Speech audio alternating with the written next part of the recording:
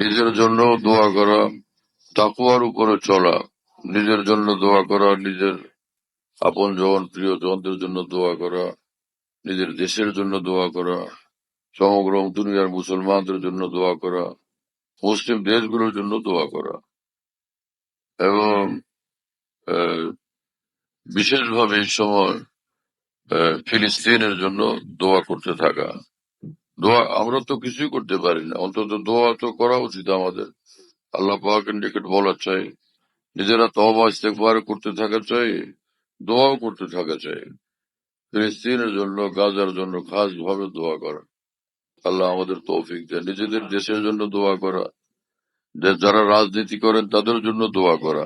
আল্লাহ পাক এদের মাথাগুলো সুস্থ সুন্দর শান্ত করে দেন।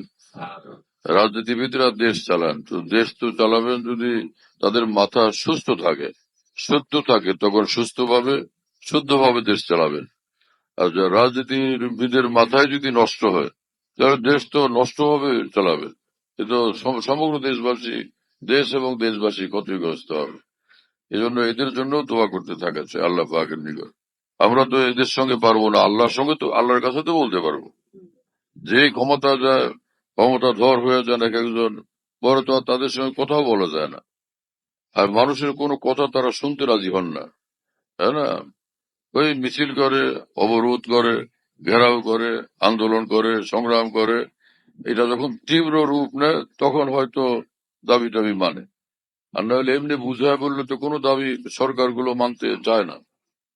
তো ক্ষমতা গিয়ে মনে হয় যে এমন একটা পাওয়ার হয়ে যায়, আর কারো কোনো কথা শুনতে আর রাজি হয় না। চাই হাজার এটা সুন্দর কথা হোক, যে দেশের জন্য, দেশের মানুষের জন্য যত উপকারী হোক না, কারো কথা শুনবে না। এটা কোনো তরিকা হলো? যেটা যেটা দেশের জন্য এবং দেশের মানুষের জন্য উপকারী হবে, যেই বলুক সেটাকে আন্তরিকতার সাথে, গুরুত্বের সাথে গ্রহণ করা চাই। কিন্তু অধিকাংশই দেখা যায় এগুলো হয় না। অধিকাংশ কি হয় না, এগুলো করতে কাউকে তো দেখা যায় না। হাফিজ হুজুর হাজার বার, কোটি বার বললো শুনবে না।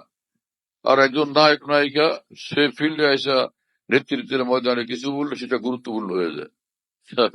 হাফিজ হুজুরদের কথা সুন্দর না, মহানা শামসুল্লাহ ফরিদপুর রহমুল্লাহ, তাদের কথা সুন্দর না। সুন্দর হলো ওই যে গায়ক গায়িকা, নায়ক নায়িকাদের কথা, যারা দিন জানে না, শরীয়ত জানে না, ইসলাম জানে না, ভালো জিন্দেগি জানে না, এরকম লোকদের কথাবার্তা সুন্দর লাগে। কি যে অবস্থা আমাদের রাষ্ট্রগুলোর এবং সরকারগুলোর, হ্যাঁ? আল্লাহ তাআলা তাদেরও সংশোধন করেন, আমাদেরও সংশোধন করেন।